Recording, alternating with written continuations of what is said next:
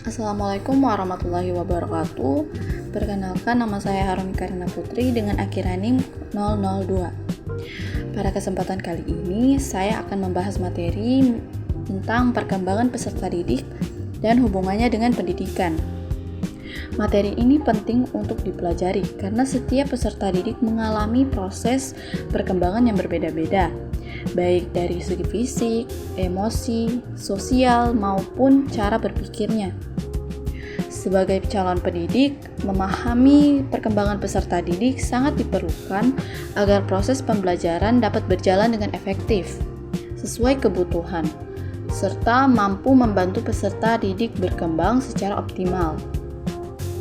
Melalui materi ini, kita akan memahami apa itu perkembangan peserta didik, aspek-aspek perkembangannya, faktor yang memengaruhi perkembangan, serta hubungan perkembangan peserta didik dengan dunia pendidikan. Langsung saja kita masuk pada pengertian perkembangan peserta didik. Perkembangan peserta didik adalah proses perubahan pada diri individu yang berlangsung secara bertahap, terus-menerus dan menuju ke arah yang lebih matang. Perubahan ini tidak hanya terjadi pada fisik, tetapi juga pada aspek psikologis seperti kemampuan berpikir, emosi, sosial, moral, dan spiritual. Perkembangan dimulai sejak manusia lahir hingga dewasa. Setiap peserta didik memiliki proses perkembangan yang berbeda karena dipengaruhi oleh faktor bawaan dan lingkungan.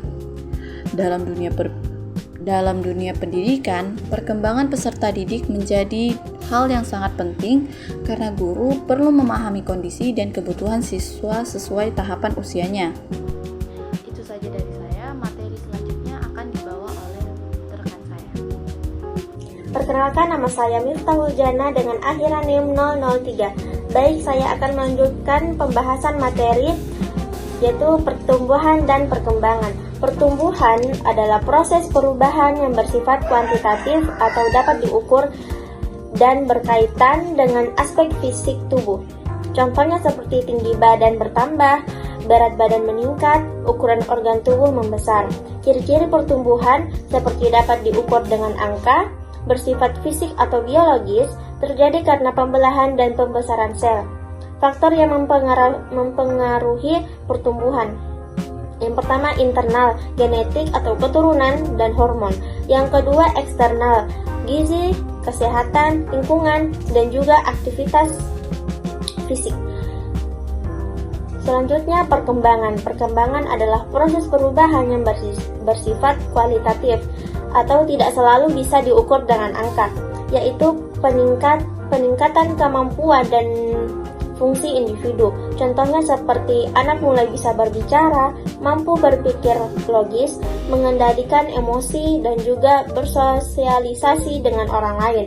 Ciri-ciri perkembangannya seperti berkaitan dengan kemampuan mental, sosial, dan juga emosional. Selanjutnya tidak dapat diukur secara pasti dengan angka, bersifat progresif, dan juga berlangsung sepanjang hayat. Aspek perkembangannya yang pertama yaitu kognitif, kemampuan berpikir dan memahami. Yang kedua emosional, kemampuan mengelola perasaan. Yang ketiga sosial, kemampuan berinteraksi dengan orang lain. Yang keempat moral, kemampuan membedakan benar dan salah. Materi selanjutnya hubungan pertumbuhan dan perkembangan. Pertumbuhan dan perkembangan saling berkaitan dan terjadi bersamaan. Contohnya seperti anak yang tubuhnya tumbuh sehat, cenderung lebih aktif belajar dan bersosialisasi. Jadi, yang contoh kedua, kekurangan gizi dapat memengaruhi kecerdasan dan emosi. Materi selanjutnya, prinsip-prinsip perkembangan berlangsung bertahap dan berkesinambungan.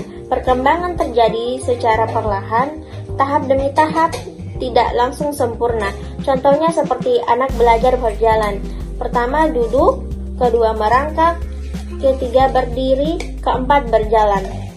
Artinya, setiap tahap harus dilalui dan menjadi dasar tahap berikutnya.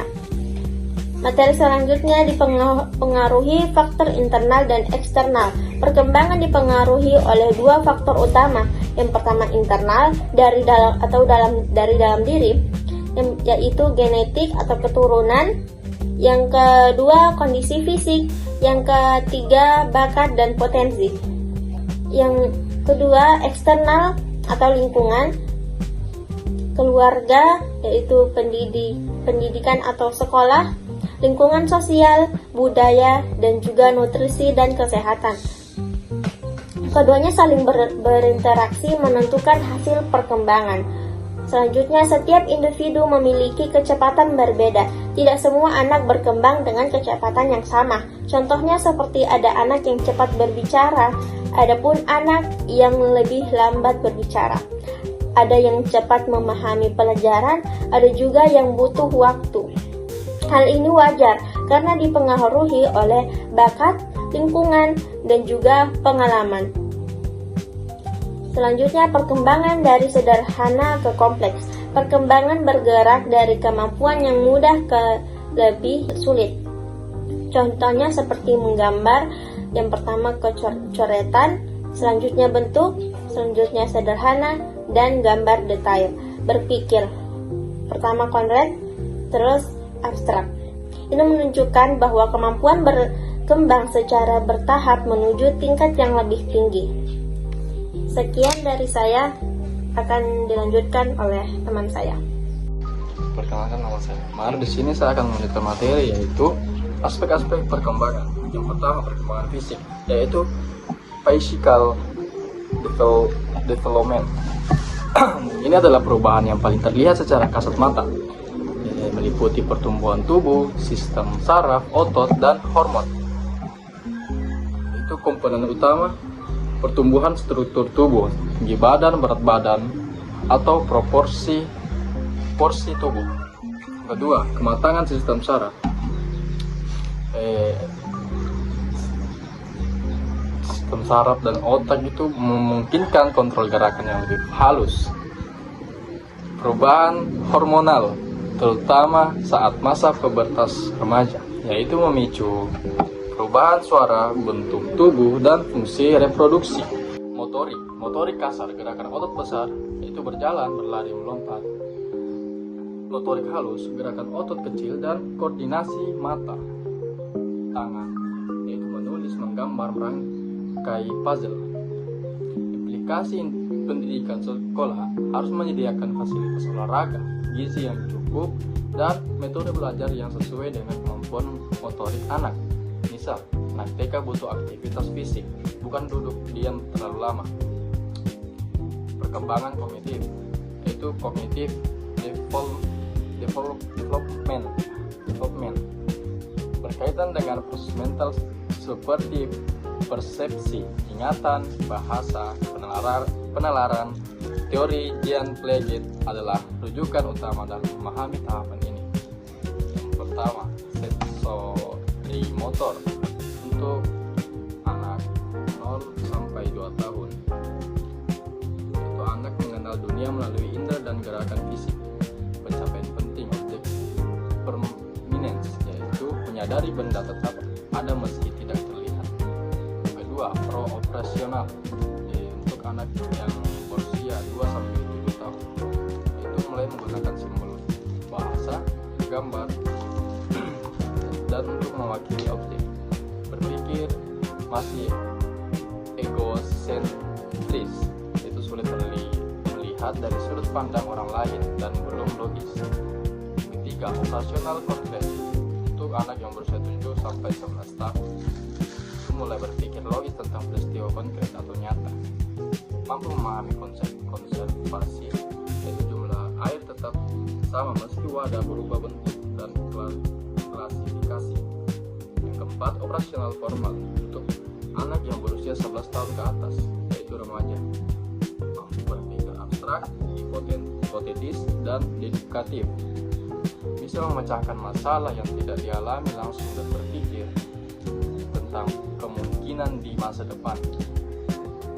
Aplikasi pendidikan, materi ajar harus disesuaikan Sesuaikan dengan tahap kognitif.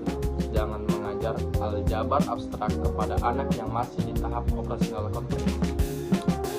Perkembangan sosial, yaitu social development, proses belajar untuk berinteraksi dengan orang lain dan menyesuaikan diri dengan kelompok masyarakat.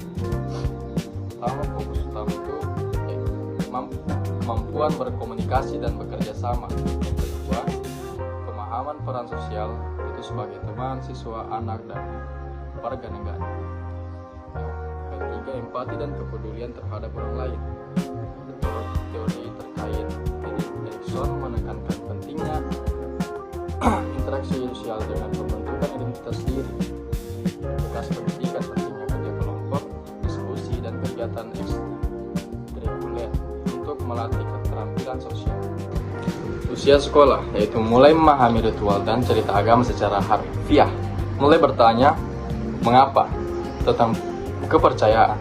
Remaja mulai mempertanyakan keyakinan secara kritis, mencari makna personal, dan berusaha menginternalisasi iman sebagai pilihan pribadi, bukan sekadar warisan orang tua. Aplikasi pendidikan agama tidak boleh hanya hafalan doktrin, tetapi juga harus menyentuh aspek pengalaman spiritual, refleksi diri, dan penerapan nilai agama dalam kehidupan sehari-hari.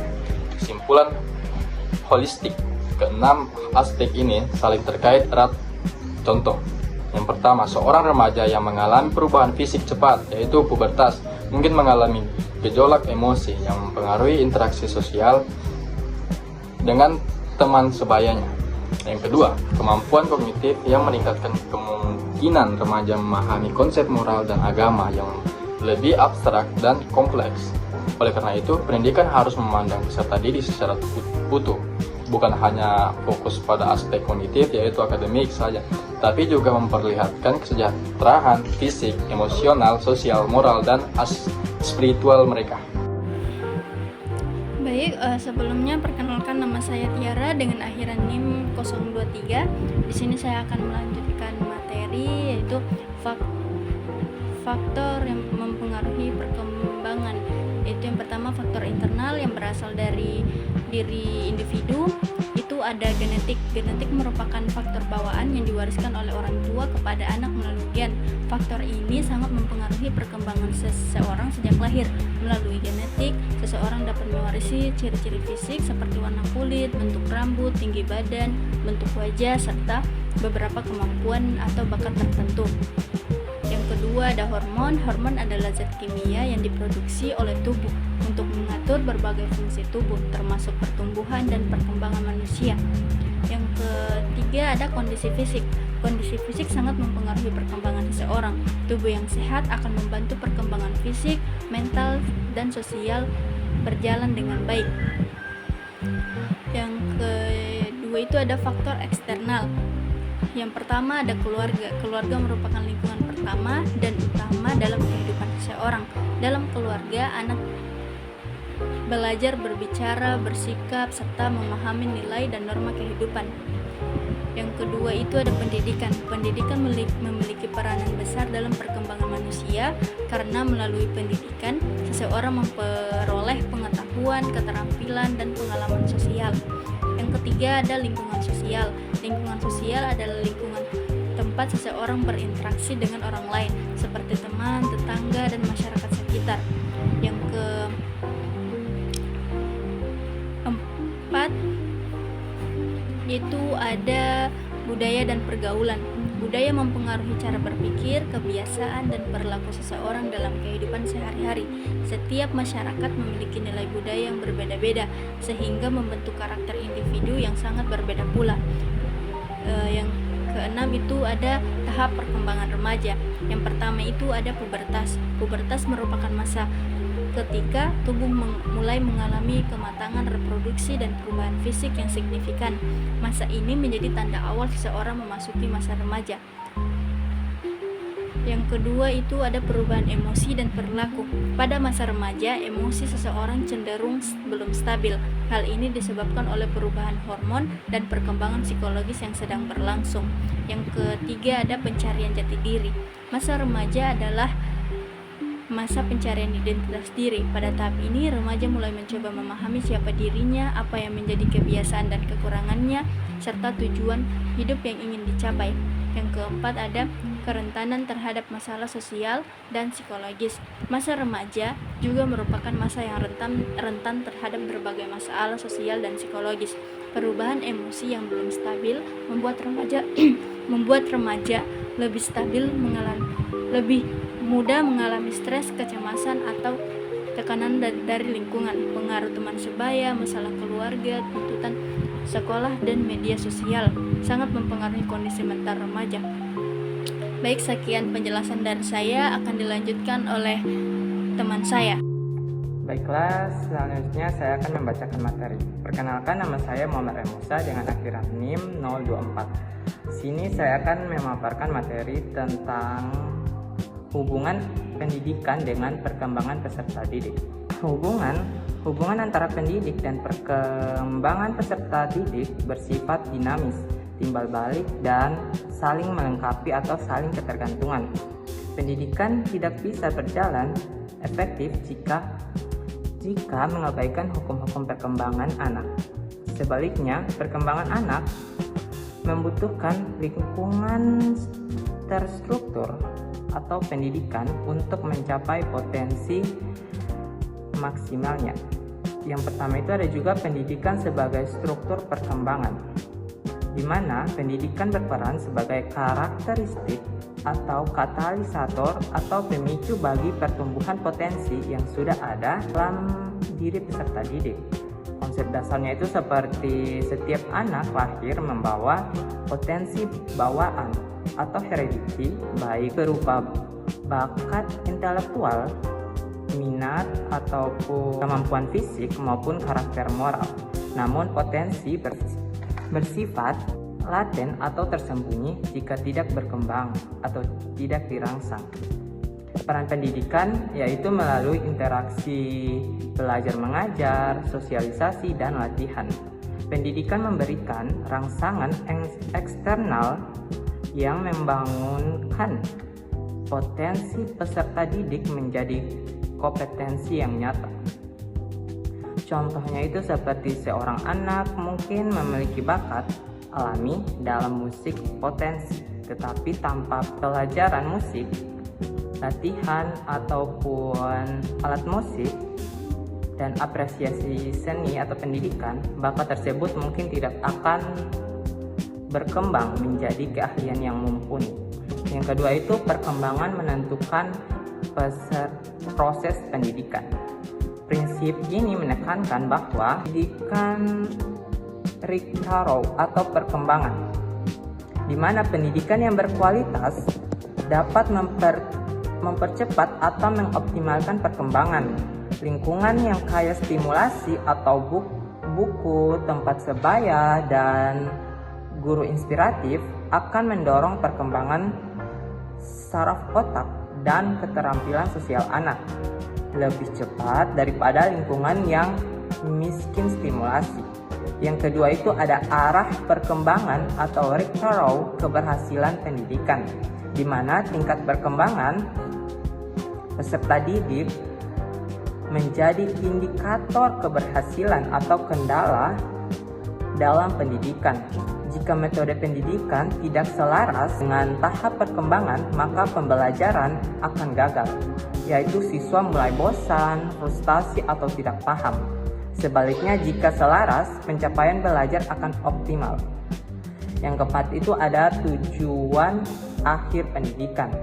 Berdasarkan hubungan tersebut, tujuan akhir pendidikan bukan sekedar transfer pengetahuan, melainkan pembentukan kepribadian utuh, di mana dalam konteks Indonesia ini sering merujuk pada politik belajar Pancasila atau tujuan nasional. Peserta didik diharapkan menjadi pribadi yang beriman dan bertakwa, di mana mereka memiliki fondasi spiritual yang kuat. Pendidikan agama dan nilai-nilai moral diajarkan agar peserta didik memiliki panduan hidup yang jelas dan ketenangan batin. Yang kedua itu Peserta didik bersifat atau pribadi yang berakhlak mulia, di mana memiliki integritas, kejujuran, empati, dan rasa hormat terhadap orang lain. Ini adalah aspek aktif dan sosial emosional yang dikembangkan melalui pembiasaan dan keteladanan di sekolah. Yang ketiga itu ada cerdas dan kreatif, di mana peserta didik mampu berpikir logis, kritis, dan memecahkan masalah atau aspek kognitif. Yang keempat ada kreatif, di mana peserta didik mampu menghasilkan ide baru, inovatif, dan adaptif terhadap perubahan zaman. Pendidikan harus merangsang rasa ingin tahu dan eksplorasi. Yang kelima itu ada mandiri atau bertanggung jawab, di mana mandiri mampu mengambil keputusan sendiri, mengelola diri dan tidak bergantung sepenuhnya pada orang lain. Kemandirian ekonomi dan emosional. Yang terakhir itu ada bertanggung jawab, sadar akan konsekuensi dari tindakannya terhadap diri sendiri, masyarakat, dan lingkungan. Ini adalah puncak dari kematangan pribadi atau maturity. Dari kesimpulannya adalah pendidikan dan perkembangan adalah mitra strategis atau pendidik, guru, atau orang tua harus bertindak sebagai fasilitator yang memahami peta perkembangan anak, lalu menyediakan jalur pendidikan yang tepat agar anak dapat menjadi manusia seutuhnya, yang tidak hanya pintar secara akademis, tetapi juga baik secara moral dan matang secara emosional atau sosial. Terima kasih. Hello everyone, perkenalkan nama saya Farwa dengan akhiran NIM 026 yang akan melanjutkan pembahasan yaitu tentang 8 pembahasan dan solusi, yaitu beberapa masalah yang sering dialami peserta didik, yaitu permasalahannya adalah nakalan remaja, sulit mengontrol emosi, dan pengaruh teman yang baik. Untuk mengatasi masalah-masalah di atas, kita dapat mengatasinya dengan solusi. Apa saja solusinya? Yaitu tua dan guru harus aktif mendidik. Kedua, memberikan pendidikan moral dan beragama. Dan yang ketiga, menciptakan lingkungan yang positif dan aman. Yaitu kesimpulannya adalah perkembangan peserta didik adalah proses penting yang terjadi secara terus-menerus. Pendidik memiliki peran besar untuk membantu perkembangan itu agar berjalan dengan baik dengan dukungan keluarga, sekolah, dan lingkungan yang positif. Peserta didik dapat tumbuh menjadi pribadi yang lebih baik dan lebih bermanfaat. Baiklah, itu saja dari saya. Wassalamualaikum warahmatullahi wabarakatuh.